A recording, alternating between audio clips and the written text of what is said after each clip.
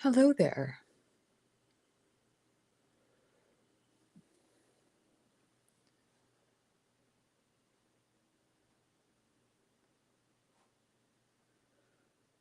All right, I got Instagram working this time, and here we are at the Yule Spellbook release party.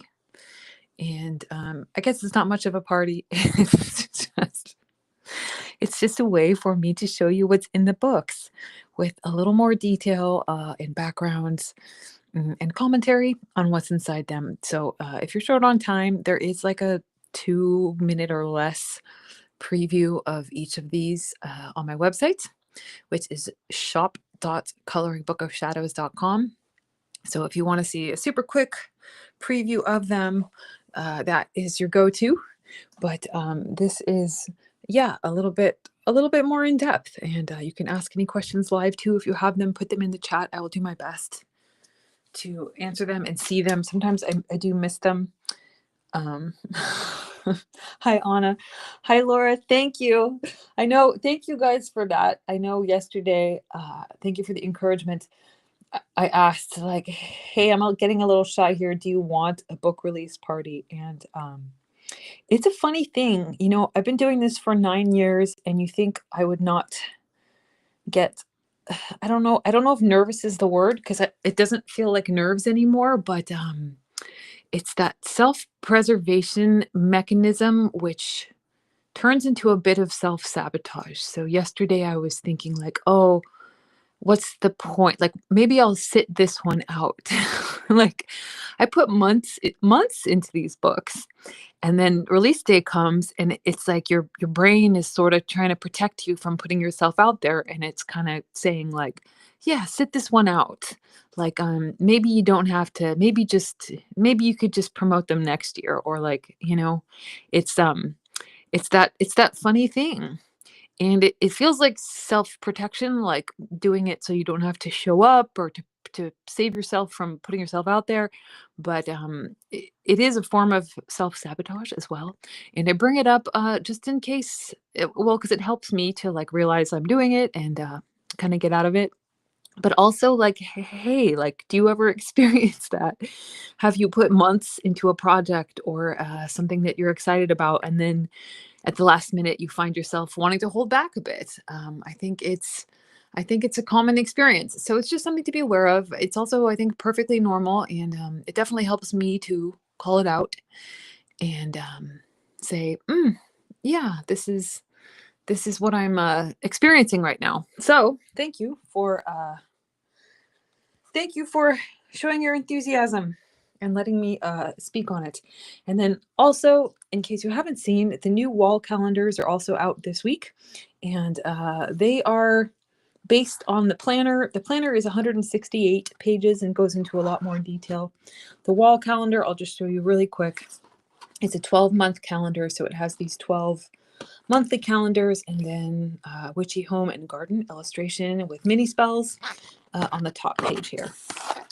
And these are only on my shop, and maybe a few retail stores will have them, but they won't be anywhere else online. And then my shop is shop.coloringbookofshadows.com. So anyway, that's the wall calendar. And those are also brand new this week. And thank you, Shay, and Jill Harrington, that you guys like the books. I really appreciate that. So, okay, I just turned my fan off. I gotta go turn my fan on because it suddenly got very warm. Okay, temperature control is set. Carrying on. So, the Yule books. They are like identical cousins. This one here, Coloring Book of Shadows, is a coloring book that's all black and white. Single-sided print, so there's literally nothing on the left pages, only on the right pages there. And the full color one has the same information and basically the same art. It has a little bit more art because I added extra stuff to this left-hand page. And most of the left-hand pages are note pages in the full color book. So it's still very interactive. There's room for you to add your own stuff. Even though it's not a coloring book, you can always add like metallic accents or glitter accents or your own notes, like anything you experience while you do the spells or the rituals. You can add your own traditions, your own recipes. I really encourage you to interact with the book and make it your own. If you have witchy children, you can get them to help you with it, to write down their own spells or their traditions. If you're a history person or you there's a specific culture or tradition that you are very interested in, I would encourage you to use those left-hand pages to do that. So I'm mostly going to show you the full color one just because it shows a little bit better on camera, but the black and white one follows the same process or same progression, same pages, same information. So it's really just up to you if you want to color it or not. And I'll try to flip back and forth between the both of them a little bit because it's really beautiful in black and white too. And yes, yes. Hi, Susie. Thank you. Okay.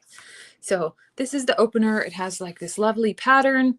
Oh, and not to get rambly here, but last year I released a special edition Yule PDF. There is a bit of overlap between this book and that, but there's a tons of new stuff in here. So I did spend a couple of months creating new stuff, reworking art. This pattern is all new. These trees are all new. This lovely little goat shelf altar. And this book belongs to, so you can put your name or your family name on it. And the coloring book there's like a lot of art. It's 128 pages. So I certainly wouldn't, you might be able to color it all in one year, but it's almost like a book that you would go back to for several years or like bring out every year. I feel like I've mentioned this before, but when I was growing up, we had these vintage Christmas books that were my dad's when he was a kid, you know, so they're really old, like from the 40s, I think. And they were so cool. And my mom would bring them out every Christmas and I would just like look at them for hours every year. And they had like stories and songs and like activities. And that was a lot of the inspiration behind this book, the whole series, because I'm planning to do one for each of the 8 Sabbats. Oh, before I forget, for the Southern Hemisphere folks, the seasons are opposite. It is the summer solstice. And this was the first of the solstice books that came out in June. But if you're in the Southern Hemisphere, these books are great for you too. Your seasons are just opposite. So this summer solstice one is available too. Okay. Side note. Side note is complete. Moving on. So here is a brief introduction to Yule, the winter solstice. And yes, there are differences between Yule and the winter solstice historically. I don't go into that too much because it's just not the premise of the book. Modern Yule is celebrated December 21st, approximately, in the Northern Hemisphere, and June 21st, approximately, in the Southern Hemisphere. So yes, that's that. And here's a lovely Wheel of the Year. And this one, I like this Wheel of the Year because I have corresponded it to the seasons of the moon, or the phases of the moon as well. So Yule is like the dark moon. It's like the darkest point of the moon phase cycle and also of the seasonal cycle. So you don't actually have to wait for Yule to do these spells. You could kind of do them during the dark moon or any of the darker phases of your life. And that's sort of what this chart represents. And then there's a note for Southern Hemisphere people here about how your seasons are opposite. And I think if you're in the Southern Hemisphere, you probably know that, but it gives you a little bit of information on how to correspond that and how to switch it around. Hello, Mel. So here's a little bit of history, and it is really just a very small bit of history. I love this illustration. And when I think of Yule, I really think of procession and like songs and chanting and like being outside in the cold, like with candles and like reindeers and stuff like that. So the history is very, very, very brief. I'm not a historian. It's just sort more like some of the syncretism, like some of the traditions that you see carrying across cultures and across time and across traditions. Like there's some things that appear over and over in winter solstice and Yule and Christmas lore. So that's mostly what I touch on here. And those have been carried on into the modern celebration, the modern witches celebration of Yule. And this sentence right here sums it up. There's far more history and nuance to the fascinating folklore and legends of the winter solstice that can fit in the scope of this book. So if that interests you, I encourage you to seek out more historical writing and information about it, because there's really a lot more to it. Hi, Dolores. This character is one of my favorites too. This moose bear person. I really love animals and people in animal costumes that are like a mix of animals. So you see a few of those. And while it's in my mind, he's featured in one of the bonus pages. So if you buy the book, either of these books, full color or the coloring book of Yule, the winter solstice, if you buy either of these before December 3rd, you are eligible for the bonus, which is 4 pages of printable cards and envelopes. They're very cute. One of them features this fine creature. There's 2 greeting cards, 2 foldable envelopes, and then 4 gift tags. They're like colorable printables. And if you buy it from my shop, just wait and I will send it to you. If you buy it from Amazon or Barnes & Noble, email me a little screenshot of your receipt. And my email is amy@coloringbookofshadows.com. AMY. Okay. So yes, please research more history if it fascinates you, because there's so much more, so much nuance. And my favorite part of it is how it's all come together and lived throughout, what's the word? Carried through time. So like we're still celebrating so many of these traditions, and like they've changed, but there's so many similarities from different cultures across the globe, and the symbolism and some of the practices. Like I really personally like to find the similarities. I know some people are more interested in the accuracies of one specific tradition, and that's awesome. Me personally, I love it. I love to see the similarities. So yes. Okay, so legends and folklore. We have more creatures, people creatures, people in masks, perhaps. And then some very small spells or things that could inspire you in your rituals. Definitely write your own rituals. The left-hand pages are great also to write your own rituals. Legends of the sun. A lot of the folklore and legends of the winter solstice are about the sun. It's the darkest night and the shortest day. So a lot of them focus on celebrating the sun, giving hope for a returning sun, literally and metaphorically. So this is just a few of those ancient celebrations of the sun. And then legends of the longest night as well. There's like the Greek mythology and Norse mythology, and lots of different mythology about the darkness and then the sun returning. And you see the Christian mythology here too, the return of the Son of God. So that's not a new story. That's a retelling of a story far more ancient And to me, that's very interesting. I don't find that to be, I don't know what the word is, but I find that to be more interesting and affirming than anything. I think it's really cool that cultures and traditions all over the world are based on the same thing. To me, it brings us more together than separates us. But I know people have differing opinions on that. Legends of spirits. This is one of my favorite parts of the Yule season. It's not, the creepy stuff doesn't just end with Samhain and Halloween. There's like so many great ghost stories and creepy characters, which some of them are in the book. Really cool legends of mythical creatures and, the wild hunt and all kinds of winter spirits and dark spirits and stuff like that. I absolutely find that to be fascinating. So I had a fun time drawing some of that. And then this is another one of my favorite sections, is the correspondences and symbolism. I absolutely love symbolism.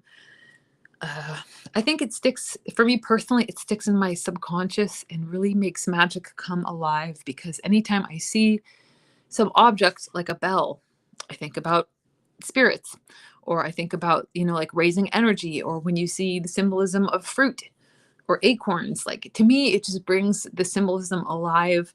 And it's just like a quick spell, because like every time I see one of these mundane objects in life, it reminds me of that energy.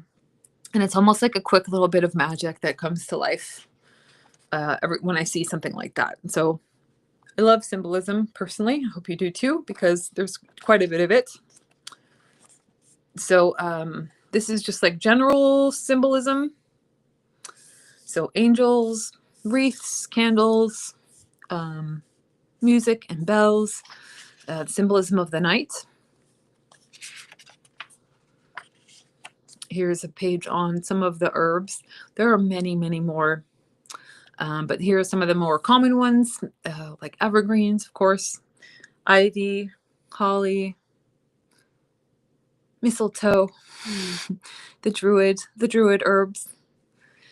Yeah, so love this page, love the colors. Excited to see how you color it.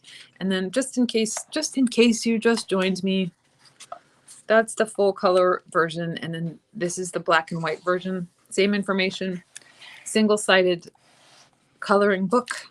And it looks like this. It's called Coloring Book of Shadows. Yule, the winter solstice. So some crystals, crystal energy. And I loved doing the color in this one. Like just such a rich series of colors that to kind of typify the winter solstice. You'll see a lot of green and gold, some red and green too, but like I did a lot of green and gold and blues. I think that just really resonated with me. But some of the animals that we associate with the winter solstice. Here are some more themes that are common in spell work, in rituals, and in stories and legends. Themes of dark and light, spells about protection, themes of metamorphosis, introspection, family and community. These are themes that you're going to be hearing a lot about, not just in pagan or Wiccan or witchcraft, but these are themes that like everybody talks about during winter holidays. And to me, again, that brings us together. That shows our similarities more than it does our differences. So, and here are the deities, or deities, however you like to say it.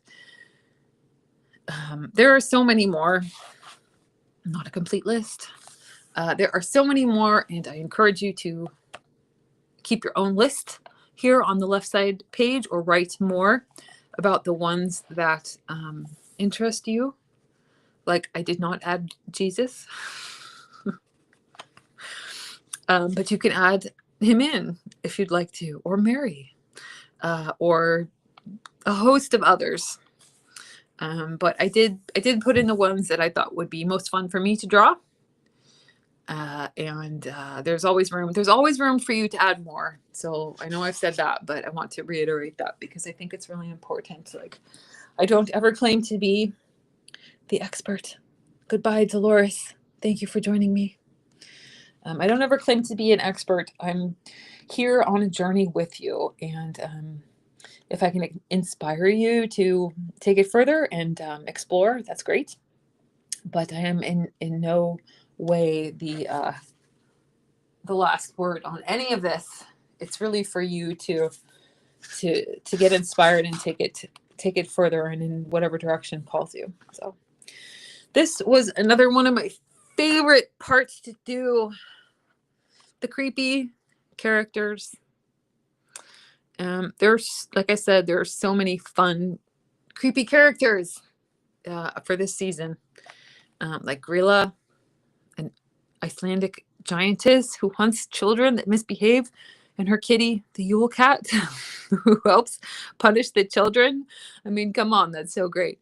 And there are lots of them, like lots of the ones that are like punishing you, punishing the children. Krampus, we all know Krampus, fabulous piece of folklore. And there are more here too that I didn't include. So I encourage you to look up more creepy characters from the winter solstice because you will find them. Spells and rituals. This is another one of my favorite scenes. I just love the illustration.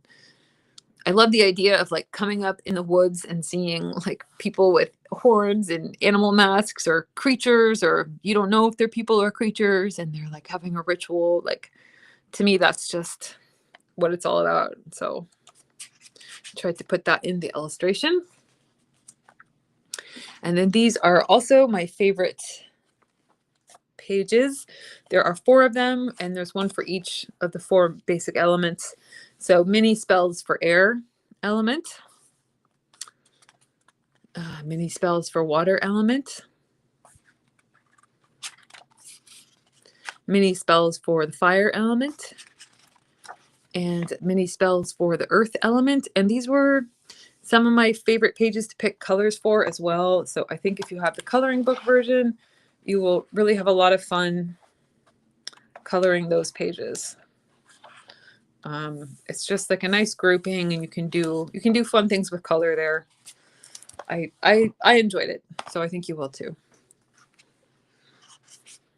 And then it gets into the written spells. So I think there are 17 or 18 written spells here.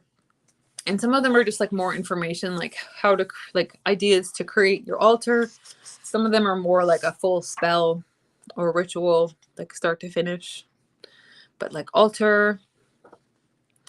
And I think they will inspire you. Like, even if you don't follow it exactly, it will inspire you to come up with your own ritual. And that's always encouraged. So herb craft, things you can do with herbs in the winter. And there are a lot of them. You'll also notice a lot of the traditional rituals and decorations are based on herb symbolism and herb craft. So that's really fun. This is like sunrise to sunset ideas, like ways to celebrate all day long. Decorative Yule spell work, Yule logs. This is like kind of a consecration spell of your granary. It's like decorating your house and then bringing a mystical aspect to it, like kind of blessing your decorations and imbuing them with magic. So that is another favorite spell. Yule log is a very classic decoration. Scrying, so this is just like ways to use the earth element for divination. Kind of this is a very quiet spell. Ways to like listen to energy of the season around you, energy of the earth, your own intuition. Spirit of giving. So these are some of the traditional gifts. And in the coloring book version, this is like, I love this page. This is on its own page. It follows. It's like the next page. But in the full color version, they're grouped together, left and right. And this is like some traditional ways to give and some of the magic behind giving gifts and the symbolism. This is a great one, a simmering cauldron. You've probably heard of simmer pots. Maybe not, but if you haven't, they're lovely. It's like putting herbs into a cauldron or a pot on your stove and with water and boiling it. and it smells really good and kind of gives a magical vibe. You can set an intention with the herbs, and it's a lovely thing to do for any season. For Christmas or Yule, it's especially lovely. So charm bags for like good vibes, harmony between people and your family. Procession and song. This is a lovely new piece of art that I really had fun doing. Like caroling, but you actually don't have to carol. You could just do like your own procession in silence. And it's like a powerful thing to do. One of the women that in the coven that I practice with is really into procession, and I can see why. It's because it's very powerful to do it by yourself too. But like if you get a group of people like in procession, it's quite lovely. Hello in my villain era. Aloha to you too. Yule stargazing, another gorgeous piece that is brand new. I had so much fun drawing them. Yeah, so stargazing is a great thing to do. You know, the nights are long and dark, especially like a time like now where it's like a new moon or a dark moon.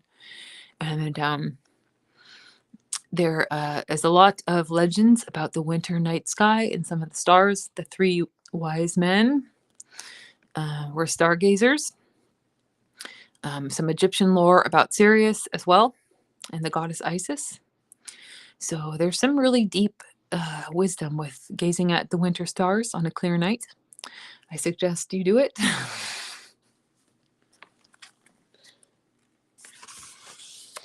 This is another of my favorites, frivolities and the Feast of Fools. So the Feast of Fools is like a medieval, more like a New Year's tradition, but it's too good not to put in here.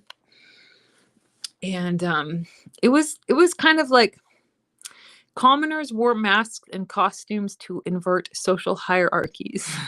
So they basically like dressed up as kings or popes or landlords and like made fun of them, which I think is fabulous. I think that's a great thing to do. Or you could dress up as animals or creatures or whatever.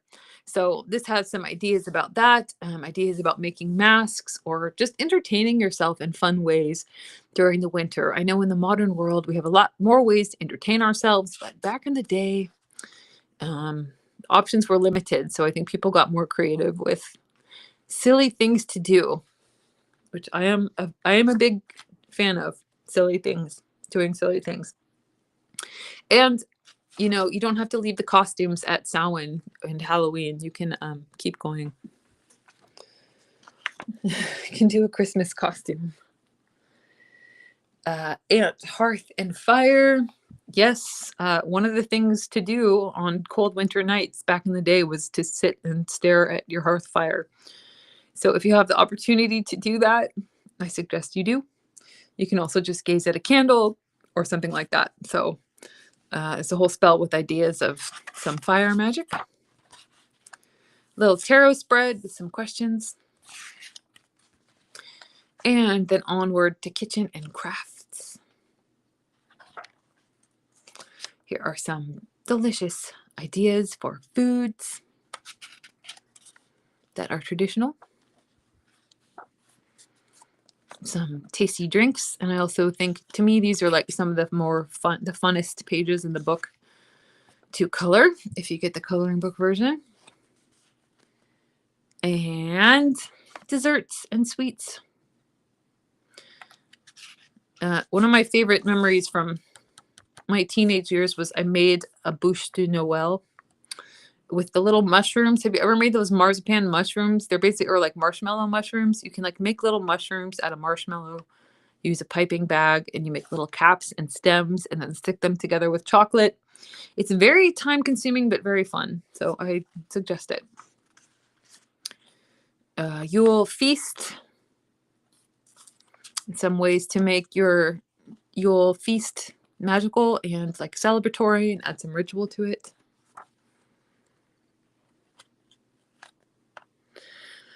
The gingerbread cookie spell. It's a very powerful spell. This was one I actually wrote years ago for the coven that I used to participate in more before I moved away. But this was a spell I wrote for that, and I shared with those ladies. And you chant this while you eat your cookie. And gingerbread has been like a magical object for thousands of years. It's not just me making this up. Gingerbread is like a very magical object. Yeah, there's more in the book here about that, but don't take it lightly. Gingerbread is a spell. So I suggest making some. Hearth and Spice. So this one is about kitchen witchery and some of the spices and using fire magic in the kitchen. So like some of these like more warm spices, and then some of these details in the full color book, like I hope you can see, I don't know if you can, but like the wooden detail on the cup and the stone detail on the mortar and pestle. It's really, really beautiful. And if you get the coloring book version, you can add something like that in if you'd like. Yule tree ornaments are another favorite. So fun to do with kids or adults. You don't have to be a kid to do any of this stuff. Salt dough ornaments, making witch balls, wreaths, garlands, pomanders. There's so many cool traditional, very, very old-fashioned ways to decorate your Yule tree that are super meaningful and magical and will just like give you that warm, fuzzy feeling. So I suggest making some of your own ornaments. It will feel good and be a lot of fun. Thank you, Moonlight Silver Linings. I'm glad you like it. Give the gift of witchcraft. Here are some more ideas for crafting some magical gifts. Soaps, candles, probably things you've thought of before, but maybe not. And it gives you some ideas of like what to make. And I think they're all pretty simple. And then some other ways to make them special and add a little bit of magic to them. And then these are 3 of my favorite witches called out, which is Fiona Horn, Phyllis Carrot, and Starhawk. So sending my love to all 3 of those witches. Absolutely love those 3. Those 3 probably influenced my early magic more than any others. If you don't know those 3 witches, I suggest you look them up because they're very cool. So I put their names on the gift tags there just to honor them a bit. And then these 2 postcards. So for the full color book, you could copy them onto full color, cut them out, like copy them on cardstock, and send them to people. And for the coloring book version, you could copy them onto cardstock and color them, or have your children color them. And then, speaking of greeting cards, well, there's me and my 2 of my 5 kitties, and some of the things I enjoy. Yeah. So speaking of greeting cards, if you buy any of the either of these Yule books in any version, I'm just going to flip through the black and white coloring book version while I'm gabbing here. But if you buy either of these books in any version before December 3rd, 2025, you are eligible for the fabulous bonus printable, which is 4 pages. There are 2 greeting cards, 2 foldable printable envelopes, and 4 gift tags. They're cute. They're just a cute little extra. I tried to keep the art simple and doable. So if you do color them for people, they're not too detailed. You could even color them once and then copy that. But anyway, if you buy the books in my shop, which is shop.coloringbookofshadows.com, just wait and I will send you the bonus within a day or two. And then if you buy it on Amazon or Barnes and Noble, just email me a little screenshot of your order. And my email is Amy, AMY, at coloringbookofshadows.com. And I'll get back to you with the bonus. And yeah, so that's that. And these, I also have a Black Magic sale going on at my shop right now. And these are eligible for the quantity discount. So if you buy 2 or more books, you get 10% off. 3 or more, 15%. And 4 or more is 20% off your order. So these are eligible for that. And so is the calendar, the wall calendar, as well as the planners. So all the new stuff is included in that, which is kind of cool. And there are some other things on sale too. My coloring course is on super sale. If you want to amp up your coloring skills a little bit, I will show you how. And then some of my older PDFs are on sale too, the Black Magic sale. And the discounts are given in the cart. So you can just add them to your cart and you'll see the discount added there. And of course, email me, Amy at coloringbookofshadows.com. If you have any questions, because I answer emails every day and I'm happy to answer questions.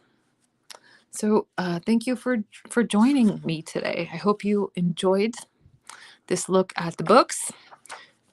People have started to get them and they say that they love it and they're very excited about it.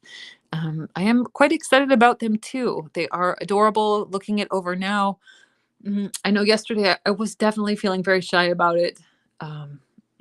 But today I feel excited, and I think they're very, very cute and magical. And there's a lot in here, I think, that will keep you entertained on many solstices to come. And if you're wondering, am I going to do all 8 Sabbats? The answer is yes. I am planning to. Doing 8 books times 2 each is 16 books. And that it's turned out to be a little more overwhelming than I thought. I don't know what I was thinking. Doing 16 books would be easy. But this summer solstice one is already out. So I have 2 complete, and they both come in full color as well. Ostara is next, and that should be out in February. I'm nearly done with that one. And then I'm planning for Mabon in August. And that'll be halfway. That'll be 4. That'll be 4 of the Sabbats complete. So I'm thinking it'll probably be 2 per year. So Ostara and Mabon in 2026. Likely Bealtaine and Samhain in 2027. And then finishing it up in 2028 with Lughnasadh and Imbolc. So stay tuned for the rest of them. I really would like to complete all 8. So far, so good. It is a little bit overwhelming, but that is my problem, not yours. Anyway, I hope you enjoyed it. It's also been really fun too. Like, I love a deep dive into each Sabbat. Like, I just love the art and the specific symbols of each one. There's so much to explore. Lisa B asks, is there a PDF version? Yes, of the coloring book one. There's no full color PDF, but there is definitely one of the coloring book. And that's at my shop, shop.coloringbookofshadows.com. It's available now. So thanks for joining me, and have a great night. Oh, yeah, join me tomorrow night for live coloring. Same time, 8 p.m. on Wednesday. Hope to see you there.